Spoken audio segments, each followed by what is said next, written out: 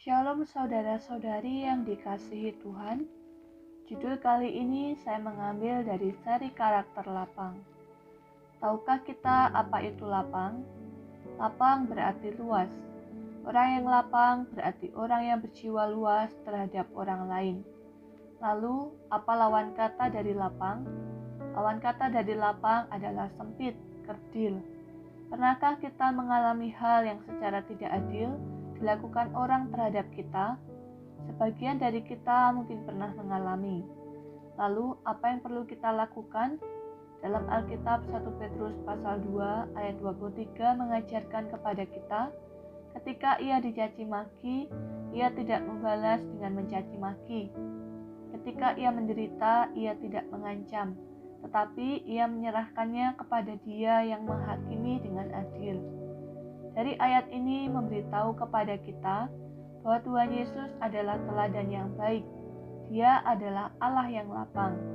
Lalu, apakah keistimewaan orang yang lapang? Pertama, orang yang lapang bisa melakukan perkara besar.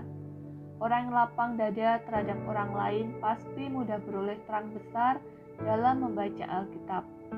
Melayani Tuhan, membangun gereja adalah perkara yang terbesar dalam dunia. Maka hanya orang yang berjiwa besar yang sanggup melakukannya. Selain itu, mengembalakan gereja, kita perlu hati yang lapang. Kedua, hati yang lapang mampu menampung. Orang yang lapang hati tidak menyimpan kesalahan orang lain dan tidak pemarah. Ketiga, orang yang lapang tidak egois, tidak kikir. Lalu, apakah ciri-ciri orang yang berjiwa kerdil?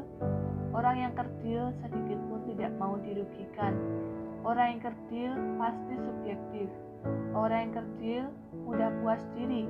Dan orang yang kerdil sulit berkoordinasi dengan orang lain. Apa yang perlu kita lakukan? Kita perlu menjadi orang yang memiliki karakter lapang di dalam diri kita. Bagaimana agar kita bisa lapang? Kita perlu membiarkan Kristus berumah di dalam hati kita dan menjadikan Dia persona kita. Kemudian semua keadaan dan peristiwa bekerja untuk melapangkan kita. Semua hal yang secara tidak adil dilakukan orang terhadap kita adalah untuk melapangkan kita. Serta lapang bukan berarti kasar, gampangan, acuh tak acuh, melainkan berjiwa besar, berpandangan jauh, memiliki hati Kristus dan wawasan Allah. Mari saudara-saudari, dalam melayani Tuhan, membangun gereja, mengembalakan gereja, kita tidak menjadi orang yang berjiwa kerdil, tetapi kita perlu hati yang lapang.